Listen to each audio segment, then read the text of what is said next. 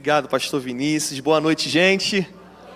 Bom nós estarmos juntos aqui nesse culto da resposta. Agradeço, pastor Vinícius, pastor Leandro, pelo convite e a honra, o privilégio de estar com vocês. Tive a oportunidade de estar aqui na inauguração dessa igreja linda e vocês podem ter certeza que nós temos vibrado com tudo que vocês têm vivido, têm experimentado.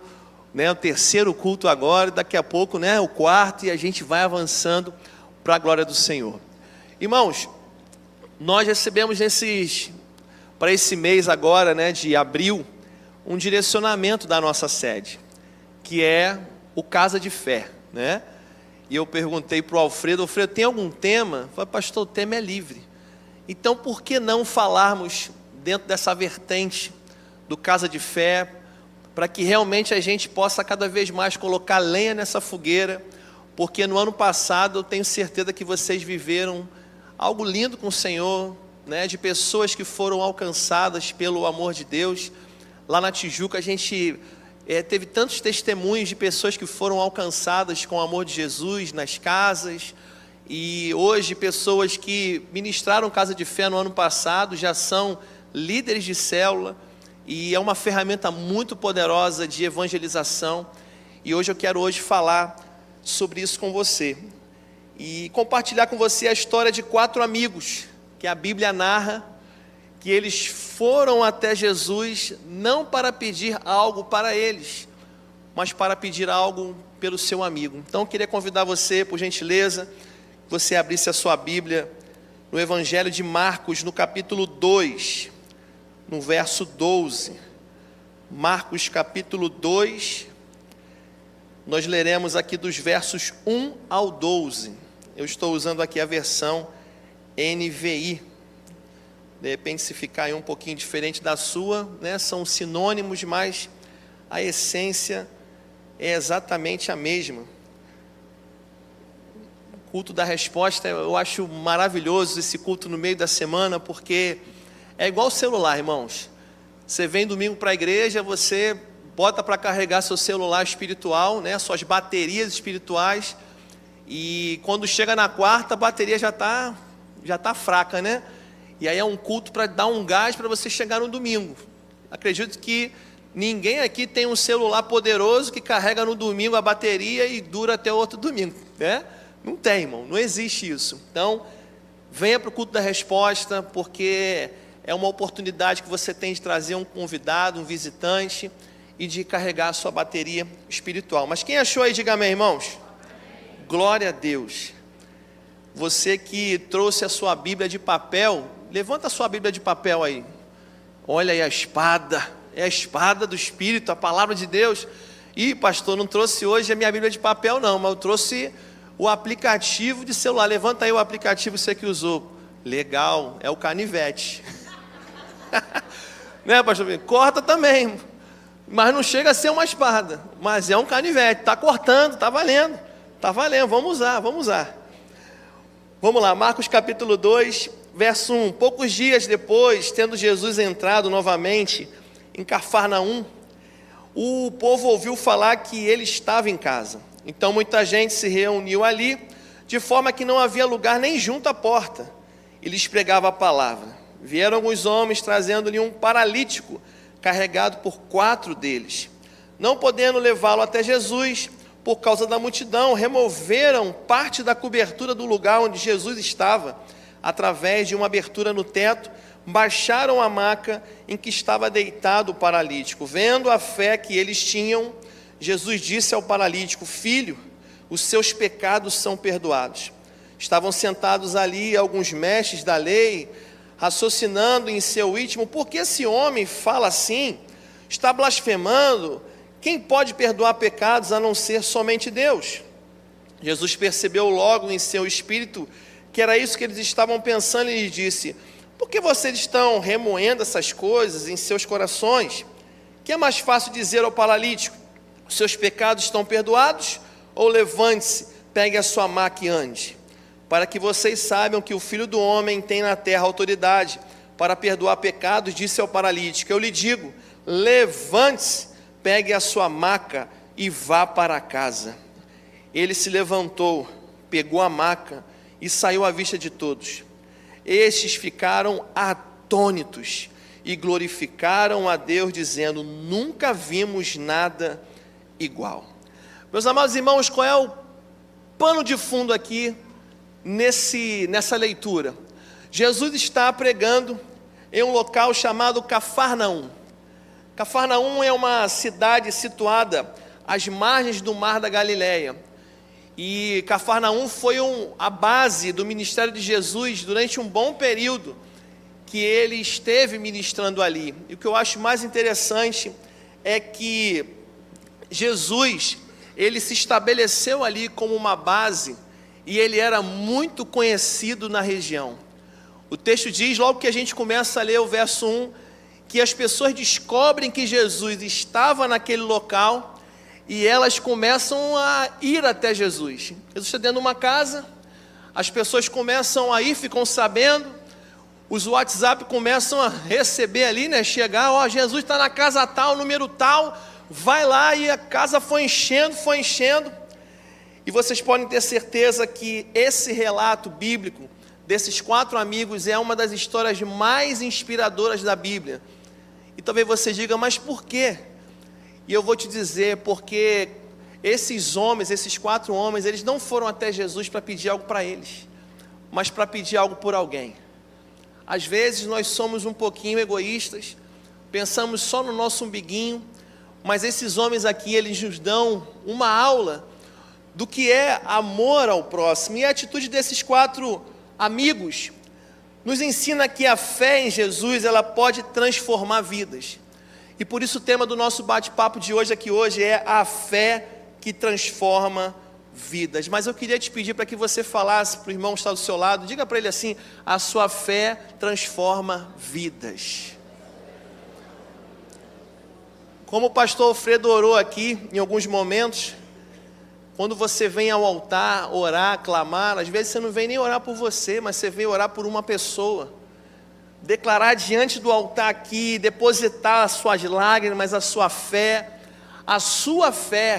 ela transforma vidas. Mas hoje eu quero compartilhar com você rapidamente e responder uma pergunta: como é a fé que transforma vidas? Em primeiro lugar, irmãos, a fé que transforma vidas é a fé que enxerga além das dificuldades.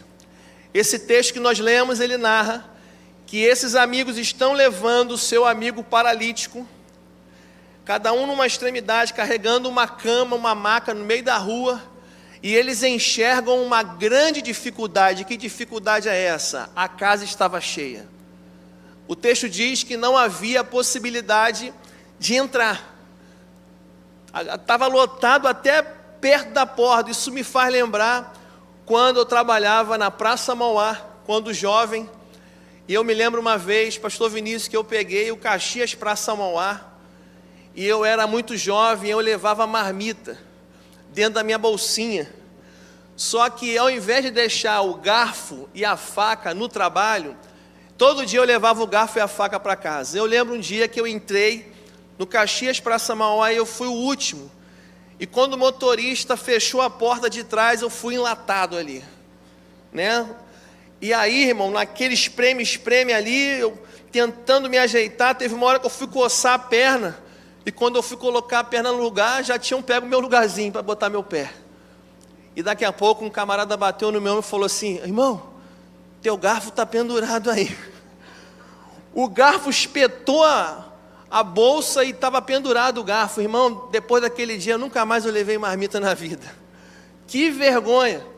Mas só para vocês entenderem como que estava essa casa. O texto aqui diz no verso 2, então muita gente se reuniu ali, de forma que não havia lugar junto à porta, e Jesus lhes pregava a palavra. A fama de Jesus era grande em Cafarnaum. O texto, quando você começa a estudar os milagres de Jesus em Cafarnaum, você vê que Jesus curou o centurião, o servo do centurião em Cafarnaum. Eu preguei sobre isso um domingo passado lá na igreja. A cura do servo do centurião. Jesus também curou a sogra de Pedro. Jesus vai à casa de Pedro e cura a sogra de Pedro. Eu aprendo aqui que Deus ama as sogras. Jesus ama as sogras. Se você é sogra aqui, ó, Jesus ama muito a sua vida. Jesus também cura o filho de um oficial e muitos outros milagres de libertações que acontecem em Cafarnaum. Mas o que eu acho mais lindo é que Jesus está dentro daquela casa, não só ali disponível para operar milagres, mas Jesus está ali pregando a palavra. O texto fala, e lhes pregava a palavra. Irmãos, eu já vi pessoas se achegando à igreja, pedindo portas de emprego, e Deus abriu portas. Só que essa pessoa que teve essa experiência, Senhor, estou desempregado, abre uma porta de emprego para mim. Jesus abriu, só que essa pessoa nunca mais voltou para a igreja. Eu já vi pessoas se achegando à presença de Deus na igreja, pedindo por uma cura, por um milagre de cura. O que aconteceu? Essa pessoa foi curada, mas ela nunca mais voltou na igreja, nem para agradecer. Lembra daqueles homens que estavam ali, né, os 10 leprosos? Que a Bíblia diz que apenas um voltou para agradecer. Às vezes as pessoas recebem os milagres, mas não voltam. Por isso que Jesus estava pregando a palavra, porque João 8,32 diz, e conhecereis a verdade, e a verdade vos... Irmãos, o que liberta uma pessoa não são os milagres de Deus, mas é a palavra. Me faz lembrar quando eu me converti, jovem, muito doido do mundo, e eu começo a ler a Bíblia, buscar a palavra, e a palavra foi me lapidando, eu tomando as lapadas na madrugada, você está em pecado, você está errado aqui, você está errado aqui, e a palavra de Deus, ela foi me consertando, foi transformando a minha vida, e por isso que nós precisamos, irmãos, pregar a palavra para as pessoas. As pessoas estão lá fora sedentas, esperando uma palavra nossa. Jesus estava aqui semeando a palavra, e nós estamos inseridos em vários lugares da sociedade, lá na sua academia, você está lá no seu trabalho, e às vezes está aquela rodinha ali, aquele papo furado, e você tem a oportunidade de chegar ali e semear a palavra de Deus, porque a palavra de Deus transforma vidas. Mas esses homens aqui, eles chegam até a casa, e o texto diz, não podendo levá-los até Jesus por causa da multidão. Eles estavam decididos, levar o nosso amigo até Jesus. Mas eles chegam lá e encontram um bloqueio, não tem como entrar. E esses 4 amigos aqui, eles poderiam, dizer que não tinha como. Eles tinham todos os argumentos para falar para o amigo paralítico, cara, olha só, a gente tentou, a gente fez de tudo, a gente veio até aqui, mas, cara, é impossível. Vamos fazer o seguinte, vamos voltar outro dia, vamos tentar marcar com Jesus outro dia, vamos ver qual é a próxima casa que Jesus vai, a gente chega mais cedo para te levar. Mas eles não fizeram isso, por quê? Porque eles estavam decididos. Nós precisamos ter decisões no coração. Você hoje aqui ouviu canções, você participou de momentos de oração, de orações, específicas, você agora está ouvindo a palavra, mas o que vai fazer a diferença na sua vida vai ser a decisão que você vai tomar hoje. A sua decisão é que vai mudar, porque as adversidades e as dificuldades, elas estão aí para todos. Jesus disse, nesse mundo vocês passarão por aflições. Nós vamos passar por aflições, e esses amigos aqui estão passando por uma aflição, para levar o amigo paralítico até Jesus. Mas eu queria abrir uma aspas aqui e perguntar, quantos amigos paralíticos espiritual você conhece? Existem amigos que você tem, que são pessoas que andam, mas espiritualmente falando são paralíticos, estão paralisados, o inimigo paralisou a fé. E o que nós hoje podemos fazer, copiando o modelo desses amigos, para levar essa pessoa até Jesus? E esses amigos aqui, eles dão uma aula para nós, porque eles poderiam parar diante da adversidade, mas eles têm um alerta, eles têm aqui uma ideia, eles enxergam além das dificuldades, e eles conseguem ali montar um plano de ação. E já que nós estamos falando na campanha do Casa de Fé, você precisa pedir a Deus uma estratégia. como que eu vou levar esse amigo para Jesus, esse meu familiar para Jesus? Você precisa montar uma estratégia, pedir a Deus uma estratégia para que você possa alcançar o seu objetivo. Você precisa vencer esse obstáculo que você está colocando. Ah, eu não vou conseguir. Ah, lá em casa não vai dar. Eu estava perguntando para o pastor Vinícius, porque lá na Tijuca, eu já falei, gente, vai no shopping Tijuca, vai no shopping Boulevard. Aquele amigo que você vai dentro do trem todo dia. Pô, meu irmão, vai falando dentro do trem, vai fazendo casa de fé dentro do trem. Vai debaixo do viaduto, faz em qualquer lugar, dá um jeito, mas fala de Jesus, não deixa a dificuldade atrapalhar. E o interessante é que a Bíblia ela narra no Antigo Testamento a história. Nós encontramos aqui em Números 13, quando Moisés está enviando 12 espias, e os espias estão indo para espionar a terra prometida, e quando eles chegam lá, eles veem realmente que a terra era boa, tinha assim muita abundância, muita prosperidade, só que eles enxergaram gigantes, dificuldades. Só que 2 deles, Josué e Calebe, eles viram sim a dificuldade, mas eles falaram, não, se Deus prometeu essa terra aqui para a gente, nós vamos tomar essa terra. Esse lugar aqui é nosso. E quantas coisas Deus tem prometido para você, quantas coisas Deus tem falado ao seu coração, quantas coisas Deus tem aberto de oportunidade para você, mas na primeira dificuldade você desiste. Na primeira dificuldade você joga a toalha. Mas esses amigos aqui não, irmão. Esses amigos aqui, eles não desistiram. E eu queria perguntar para você algo aqui, como você tem enxergado o desafio da vida? Como obstáculos, ou você vê isso como oportunidades de fé? Tudo é a maneira que a gente enxerga. Obstáculo ou oportunidade? Passe a enxergar as dificuldades e os obstáculos que vão aparecer para você, para mim, para todos nós, não mais como paralisia, mas como uma oportunidade de você colocar a fé em prática. A fé verdadeira não olha para as circunstâncias, mas para Deus que pode mudar qualquer cenário. O Deus que nós servimos, irmão, Ele pode mudar qualquer cenário.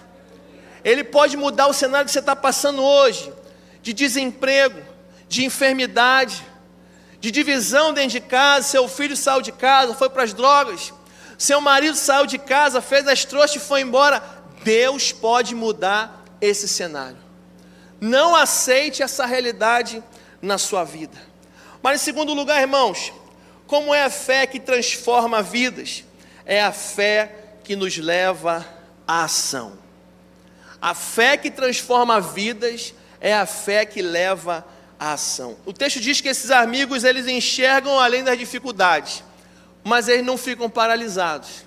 Eles não ficam apenas ali com uma ideia, um projetinho no papel. Não, eles caem para dentro. Eles resolvem agir. E olha o que diz aqui em Marcos capítulo 2, verso 4. Não podendo levá-los até Jesus por causa da multidão, olha a maluquice que eles fazem. Removeram parte da cobertura do lugar onde Jesus estava, e através de uma abertura no teto, baixaram a maca em que estava deitado o paralítico. A fé que transforma vidas é a fé que nos leva à ação. Eles descobrem sim um obstáculo, mas eu acredito que eles se reúnem ali e falam, e aí galera, nós vamos desistir, ou nós vamos cair para dentro, ou nós vamos agir ao nosso amigo que está aqui. A gente não vai perder a viagem não, a gente vai levar esse cara até Jesus, ele vai ser curado. Eles estavam decididos. Sabe o que eles fazem? Eles sobem no telhado da casa dos outros, e eu acredito que eles pedem emprestado ali um serrote, quem sabe um martelo, e o texto diz que eles começam a fazer uma abertura no telhado da casa de uma pessoa. Irmão, tem hora que você vai fazer um negócio que as pessoas vão olhar para você e vão dizer, tu é maluco, você é doido. A fé nos leva realmente a fazer coisas que para alguns parece loucura. Eles começam a destelhar, eles começam a arrancar a telha, começam a arrancar os empecilhos para que eles pudessem acessar Jesus. Ou seja, eles agiram. Nos sets de gravação, né, isso ficou muito conhecido. Quando se ia gravar, antes de gravar, né, eles falavam luz, câmera e craquete, né? Luz, câmera, ação, gravando. Então, irmãos, a gente tem que agir. O que você está enfrentando hoje, dificuldade, é necessário você agir. Mas pastor, estou com o meu planejamento estratégico, já fiz a matriz SWOT, já fiz todo o planejamento financeiro para me montar um negócio, para poder expandir minha empresa, para que eu possa crescer profissionalmente, financeiramente. Já fiz a planta aqui da minha casa, já fiz tudo. Só está faltando agora tirar do papel. Só falta agora agir. A gente às vezes, irmão, a gente se acomoda muito. A gente se acomoda, né, na zona de conforto. Mas esses homens aqui, eles dão uma aula para a gente. Eles agem pela fé. Irmãos, existe uma fé passiva, que é a fé que só fala. E existe uma fé ativa, que é a fé que vai para dentro. E nós, a igreja, Atitude, nós não somos daqueles que recuam, que retrocedem, nós somos aqueles que vão para dentro do problema. Nós encaramos os problemas. Afinal de contas, nós somos a Igreja Batista Atitude, irmão. A gente precisa ter atitude, esses homens aqui tiveram, mas olha o que diz aqui Tiago capítulo 2,14, do que adianta, meus irmãos, alguém dizer que tem fé, se não tem obras? Acaso a fé pode salvá-lo? Quantas pessoas vocês conhecem que dizem, não, eu sou um homem de fé, sou uma mulher de fé, mas não age, não faz a parte que tem que fazer. Assim também a fé por si só, se não for acompanhada de obras, está morta. A fé sem obras é morta. A fé sem ação é uma fé morta. A fé sem atitude é uma fé morta. E esses homens aqui, eles decidem agir. E eles começam a subir com o paralítico, né, para descer com eles lá dentro da casa, mas eles precisaram subir. E para subir uma maca, eles precisaram arrumar o quê, irmão? Quem pode me ajudar e pensar? O que eles precisaram arrumar para poder subir o cara? O quê? Uma corda. Será que eles levaram uma corda? Eles sabiam que ia estar cheia a casa? Não. Eles tiveram que dar um jeito. Eles tiveram que arrumar um jeito com o vizinho, com o cara do rapaz. Tem alguém que pode me arrumar uma corda aí, irmão? Tem uma corda aí, irmão? Pô, agora eu vou precisar de uma faca para poder cortar essa corda aqui em 4, que eu vou precisar subir esse cara aqui e depois a gente vai precisar descer. E eu aprendo algo lindo aqui. Tenta imaginar a imagem agora, a casa está cheia, os caras já abriram o buraco, agora tem que subir com o paralítico, e depois eles vão precisar descer. Sabe o que eles precisaram para fazer isso? Além de atitude, além de ação, eles precisaram de unidade.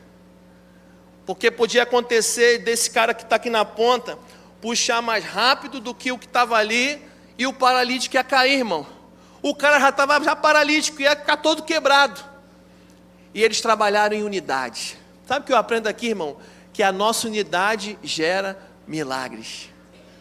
Você que está aqui nessa igreja, junto com os pastores, vocês precisam estar unidos, numa só fé, num só propósito, porque a nossa fé, a nossa unidade, ela provoca um milagre no mundo espiritual, e não foi diferente na vida deles. Eles começam a puxar, vamos juntos, gente, no 3, 1, 2, 3, isso, 1, 2, 3, isso. Aqui na Zona Sul tem a galera que rema, não tem? Né? A galera vai remando junto. Pai, tem alguém aqui que conhece a área de remo, não? Conhece você? A pessoa que dirige ali é Sota Voga? Não. É o Voga, que é a pessoa que vai dando ritmo, né? Vai, né? Então, tem toda uma estrutura de unidade. E eles conseguem subir o cara, e agora a gente tem que descer na mesma intensidade, unidade. E algo lindo acontece quando eles fazem isso. Acompanha comigo aí Marcos capítulo 2:5. O texto diz: vendo a fé que eles tinham, Jesus disse ao paralítico: filho, os seus pecados estão perdoados.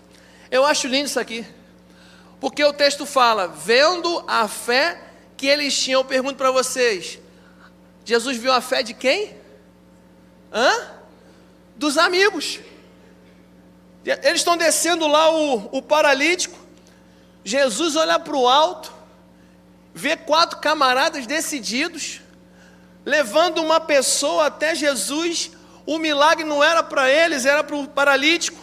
E o texto diz, vendo a fé que eles tinham.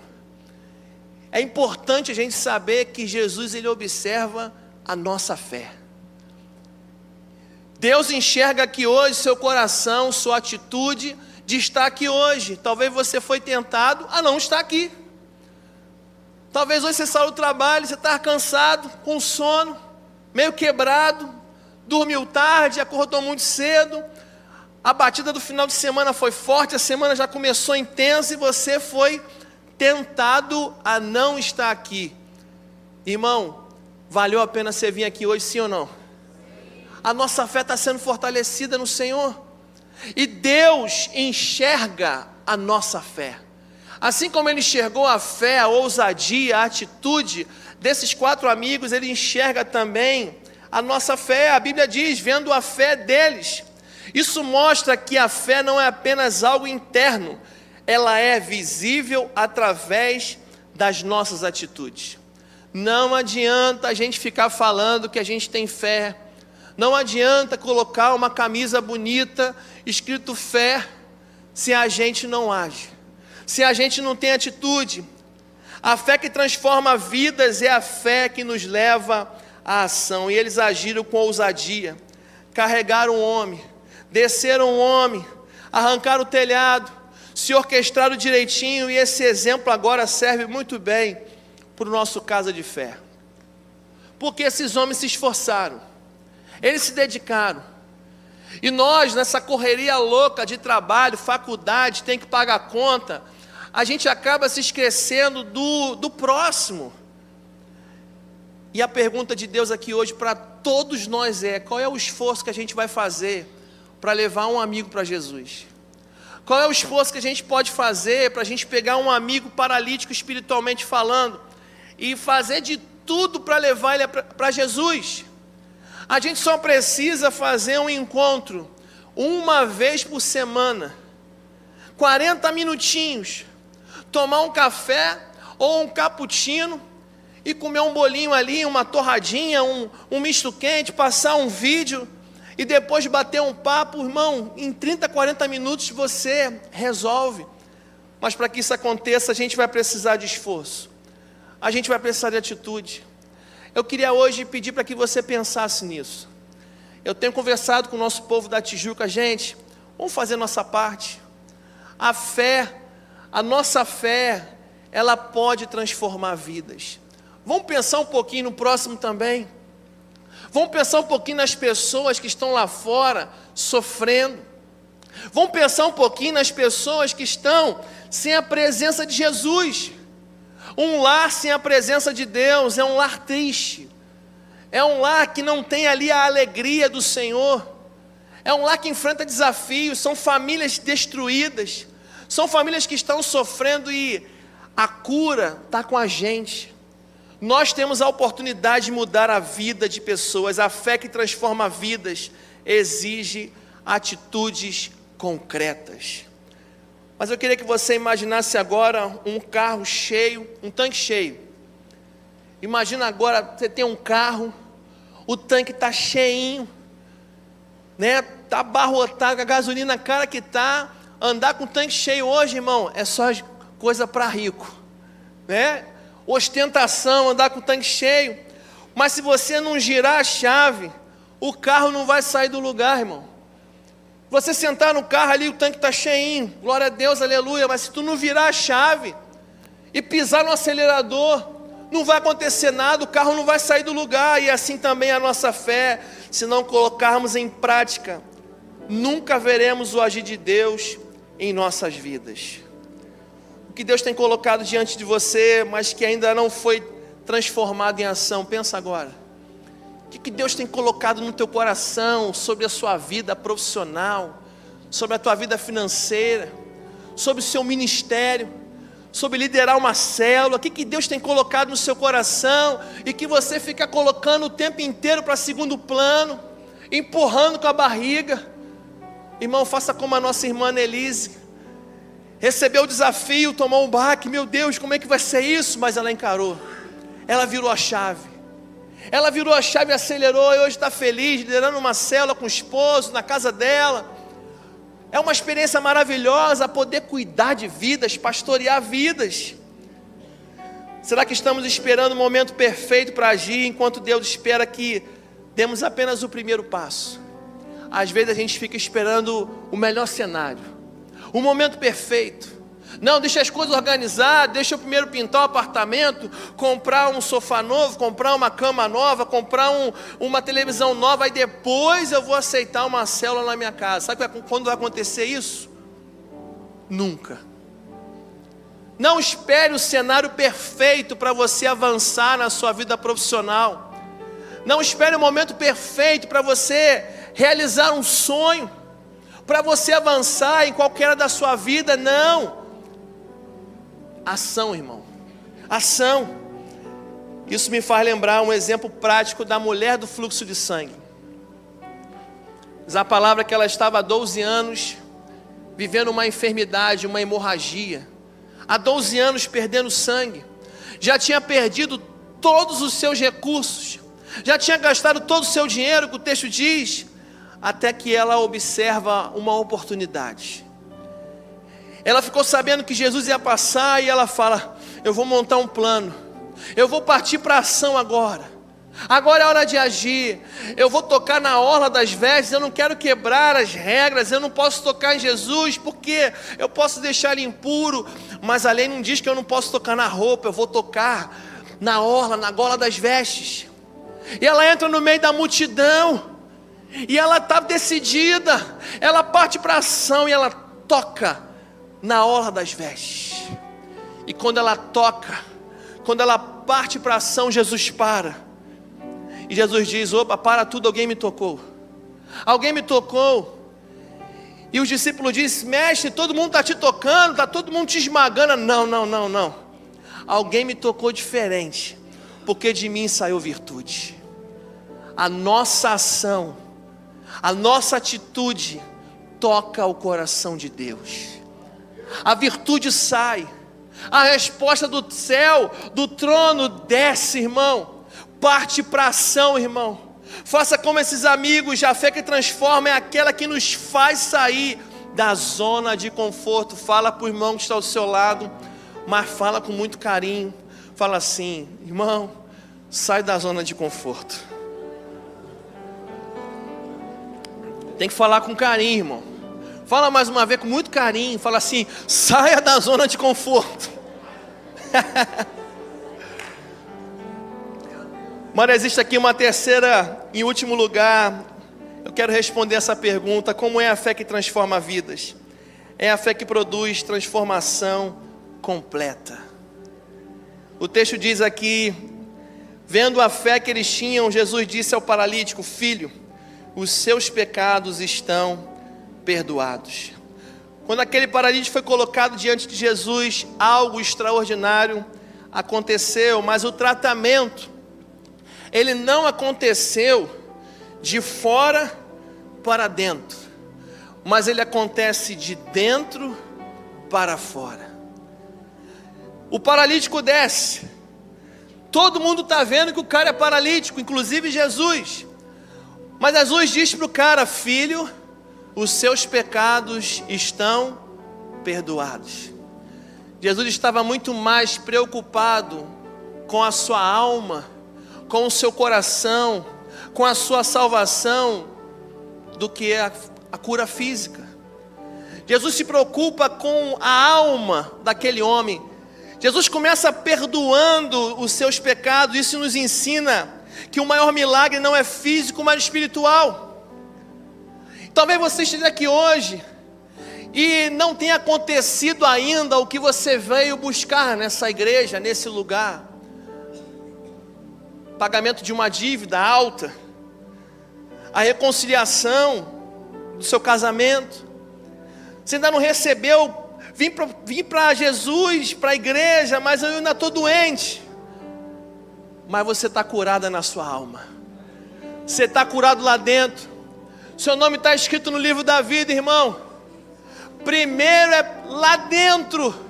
Jesus se importa com as nossas dores da alma. Isso eu posso te garantir que já aconteceu na sua vida. A cura da alma, lá dentro. E Jesus diz: olha, os seus pecados estão perdoados. E quantas pessoas nesse período de carnaval pecaram? Ainda mais aqui na Zona Sul, muitos blocos, muitas pessoas se entregando às paixões da carne. E talvez você conheça uma pessoa que pecou muito nesse carnaval. E que tal você fazer o casa de fé com ela? E que tal você ser um instrumento de Jesus para curar a alma dessa pessoa?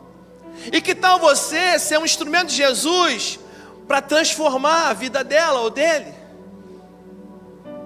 Jesus nessa noite está nos chamando para nos importarmos com o próximo, para a gente copiar o coração desses amigos. Eles não se importaram com nada deles. O texto não diz, a gente não pode inventar. Mas será que eles não tinham seus problemas pessoais? Será que talvez um daqueles 4 amigos não estava ali com problema com a família, problema com dinheiro, brigado com a mulher, talvez estava até doente também, mas eles decidiram: não, vamos focar nesse cara, vamos abençoar a vida dele, vamos levar ele até Jesus. E o que eu acho lindo é que Jesus diz: olha, eu lhe digo, levante-se, pegue a sua maca e vá para casa. Jesus estava dizendo assim: cara, olha só, vou curar a tua alma, mas quer saber? Eu gostei da fé desses caras aqui. A fé desses caras aqui mexeu comigo. Quer saber? Seja curado também. Levanta aí, paralítico. Pega a tua maca e vai para a tua casa, glorifique a Deus. Jesus devolveu aquele homem restaurado para a sua casa. E nós temos hoje essa missão, irmão, de receber uma pessoa quebradinha perto da gente, e a gente ser um instrumento para curar esse paralítico espiritual, e nós devolvemos ele para a sua casa completamente curado. A fé que transforma vidas é a fé que produz transformação completa. O texto diz no livro de Lucas a história de um homem chamado Zaqueu. Inclusive fizeram uma música para ele, né? Zaqueu era de baixa estatura, ele sobe numa árvore, ele vai na frente, sabia onde Jesus ia passar, ele sobe numa árvore, porque ele queria ver Jesus. Ele queria apenas ver Jesus. O texto diz, ele queria ver Jesus, e ele sobe na árvore. E quando Jesus olha para Zaqueu e fala: Zaqueu, desce aí, cara, eu quero ir lá na tua casa, vamos fazer o casa de fé lá na sua casa. Jesus entra na casa de Zaqueu e começa a ministrar o roteiro ali do casa de fé. Zaqueu, você precisa me aceitar. Você precisa aceitar o meu evangelho, a minha palavra. E Zaqueu é ministrado. E ele era uma pessoa que era cobrador de impostos. Ele enganou muita gente, mas ele teve a vida completamente transformada por Jesus. E ele está falando agora: Senhor, se eu enganei alguém, eu vou devolver 4 vezes mais, vou reembolsar. E olha, eu vou pegar minha riqueza e eu vou dividir agora com os pobres. Irmão, quando Deus toca no bolso, é porque houve realmente uma transformação. Quando Deus toca no nosso bolso para dizimar, para ofertar, para devolver aquilo que não é nosso, é porque realmente aconteceu uma transformação. transformação. Agora, pensa comigo aqui. Zaqueu, ele queria apenas ver Jesus, mas Jesus não queria apenas ver Zaqueu. Jesus queria transformar a vida de Zaqueu. Às vezes, nós queremos limitar o poder de Deus. Queremos limitar o poder de Deus, dizendo que essa pessoa aqui não vai conseguir, essa daqui não dá. Mas eu queria que você soubesse que assim como Zaqueu, que parecia um caso perdido, assim como esse amigo seu que você acha que é um caso perdido, bebe muito, é uma pessoa que fica trêbada, frequenta casas de prostituição, uma pessoa que é carnal. Zaqueu também, para muitos, era um caso perdido. Mas quando ele teve o encontro com Jesus, ele teve a sua vida completamente transformada. E eu quero finalizar esse nosso bate-papo contando a história de um amigo. Um amigo chamado Jean Carlos. Logo que eu cheguei na Igreja Atitude, há uns 9 anos atrás, eu lembrei do Jean. O Jean estava afastado há 19 anos da igreja. Ele era levita, um homem de Deus. E ele cantava, tocava vários instrumentos, mas se chateou dentro da igreja, se afastou. Ele ficou 19 anos desviado, irmão. 19 anos desviado. E eu lembro um dia que eu estava passando na porta da empresa do Jean, cheio de pressa, eu e minha esposa. Muita pressa para resolver coisas, para resolver os meus problemas. E eu passo na porta da empresa do Jean, e o Espírito Santo fala: para na porta da empresa, chama ele e leva ele na igreja. E eu passei na porta e falei: Senhor, outro dia, hoje eu estou com pressa, hoje não vai dar. E eu passei direto. E quando chegou lá na esquina, o Espírito Santo falou para mim: trate de voltar. Trate de voltar. E vocês acham que eu fiz o quê? Voltei, irmão. Voltei, o general, voltei. Estou tudo arrepiado, irmão. Quando eu paro na porta da empresa do Jean, logo que eu parei o carro, ele abriu a porta. Irmão, foi um encontro. Nem se eu tivesse marcado com ele ia dar certo. Eu parei o carro, ele abriu. E eu disse para ele: como é que você está, cara? Eu vim aqui para te fazer um convite. E o Jean só ficava assim: estou entendendo. Falei: cara, eu quero te levar num lugar maneiro, numa igreja incrível. Ele: estou entendendo. Falei: cara, tu vai amar aquela igreja. Eu estou entendendo. Eu já estou, o Jean está debochando da minha cara, esse miserável. Eu já voltei, o cara está debochando. Estou entendendo. Que conversa, estou entendendo. Falei: irmão, vamos na igreja, eu vou lá te buscar. E ele resistiu. Cara, não vou. Eu não vou. E eu parei na porta da casa dele num dia. Ele morava em Brás de Pina. Eu paro na porta da casa dele.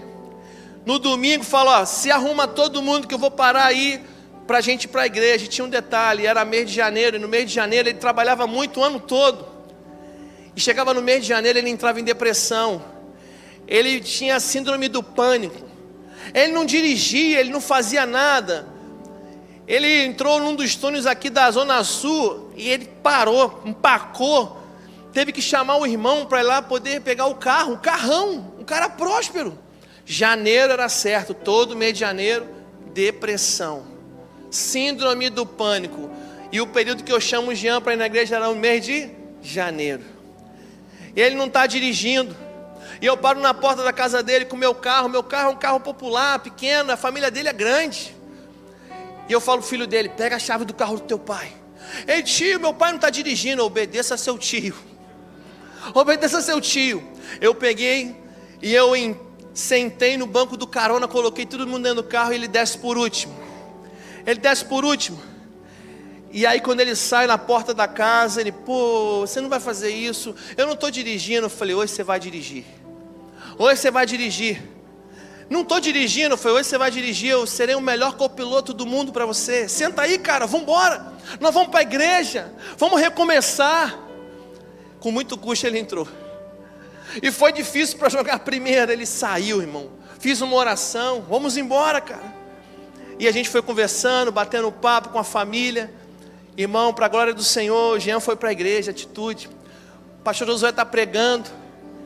E chegou o momento do apelo. E ele levanta a mão para Jesus.